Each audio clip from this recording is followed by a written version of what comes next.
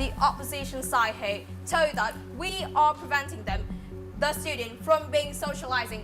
However, we believe that which makes us be friends is personality, which is not the matter of age. And moreover, if the students are in the same level of intelligence, it will be easier for them to talk and to connect because they are in like same level.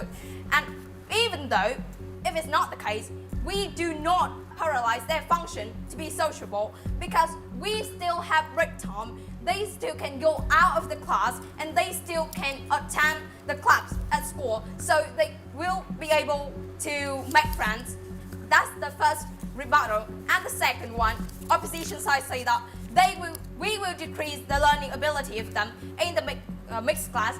However, we believe the learning ability will only be decreased in the mixed class where teachers have to cope with different students with different method of learning.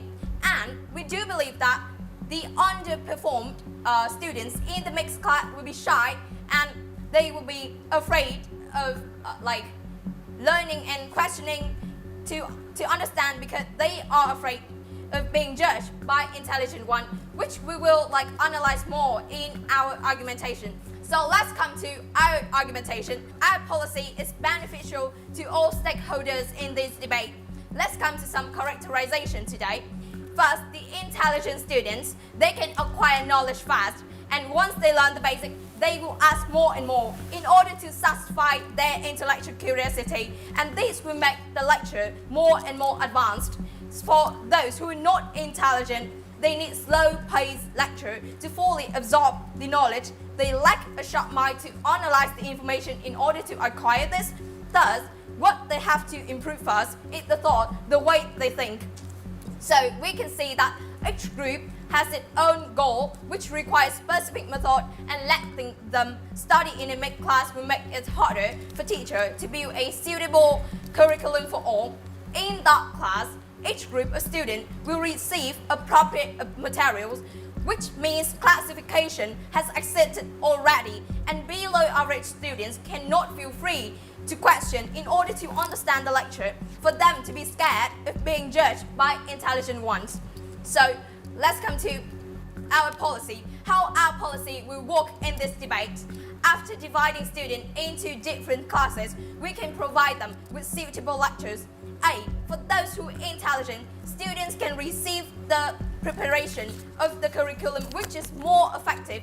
For those who are incredibly smart, and teachers can deliver them in appropriate pace. They would be comfortable to immerse themselves in an environment where complexity and the appropriate level of lectures are taught without any interference of other non-equal intellectual fellows, and even if they being competitive in the class, is an advantage for them to use their own ability to compete with other students in order to improve the fullness ability of those students equally.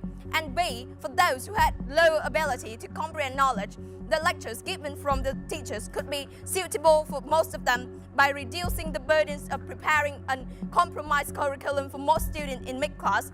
They would focus on finding suitable method of learning, and by eliminating the picture of high-quality student at class, they would be more confident to show they don't know things to teachers to give them the information easily. As a result, we can alleviate teachers' pressure, decompress them from multitask in mid-class, and they no longer have to search for an optimal choice for all students, which does not exist. Thank you. In 1944, William Sidis died young alone just because he cannot meet the expectation of the parents and society as a genius, and we believe that proposition education system is trying to create more and more Williams. But before that, I would like to bring out some points of contention to side proposition idea. First of all, you bring out to us a very flawed policy when you say that, oh, at the beginning of the school year, you would do IQ test to test the student. However, IQ test does not mean how much you know, it means how fast you learn. Therefore, a person IQ test score is proved to be consistent and do not change much over time. And only by using IQ test, you are putting the students or doubts not smart into a situation when they have none too little chances to advance to a better class. Because education only helps students to learn more, and it cannot change the speed that the children can comprehend the information. Therefore, your policy will limit all the potentials of these students to ever move up to a better class or to the next level. But second of all, when you bring out the idea to us why your side of the house would be able to make friends, since some of the but however, we say that the same intelligence level do not mean that they have the same biological and psychological development. Because like simple as this, a 10-year-old kid wanting to have a girlfriend is totally different from a 5-year-old kid wanting to watch Superman as cartoon. Not to mention all of the bullying situation that will happen that will be further explained in my case. But you also say that, oh, then they will have break time. But will you think that the students from the less smart group will have the courage to talk with the smarter group when you also say that, oh, then the underperforming kids in the same class would be very shy, like even in the same class to like speak up for their own. But then you also say that, oh, the curriculum is not suitable for everyone. However, we say that this is not true because there are currently many different solutions, because there are competitions for better students to compete, and there are additional class for students who are less in order to learn in. And even if our curriculum are not balanced, then on your side, even if you have the most balanced curriculum, then we tell you that the purpose of education isn't just about individual academic development, but also about how the kids prepare for life, and this will further be explained in my case.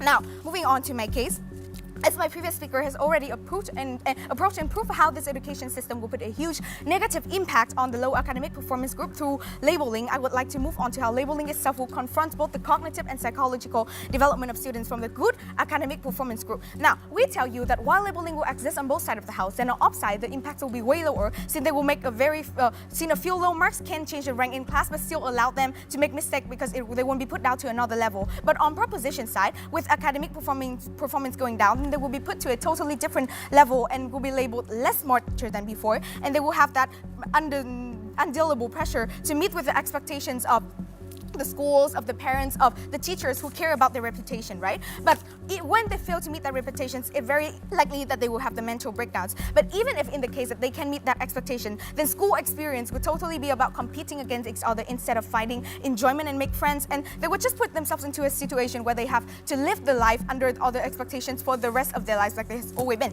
Now, at that point, we want to question the purpose of education on your side of the house, because we believe that education isn't just about having spectacular achievements or competing to be the best student academically. It's also about creating an environment that serves as a basis for students to self-awareness, to know their goals and to set motivation on their own. It's also about giving the foundation to develop the members of the society, in other words, socialization and the ability to get along with others. And it's also the world where students serve as others' guidance, a world where no one is forced to live under pressure from others and no one is left behind. But moving on to our idea about how it will demotivate teachers, is that every teacher wants to be referred to as excellent teachers. Therefore, those who are divided into classes with low academic performance group are likely to work unwillingly because they are unhappy with their job since they do not get much recognition, and they would rather focus on themselves rather than having ensuring the brighter future of students, which is not appropriate when considering the morality of teaching. And for all of the reasons mentioned above, we are more than proud to oppose.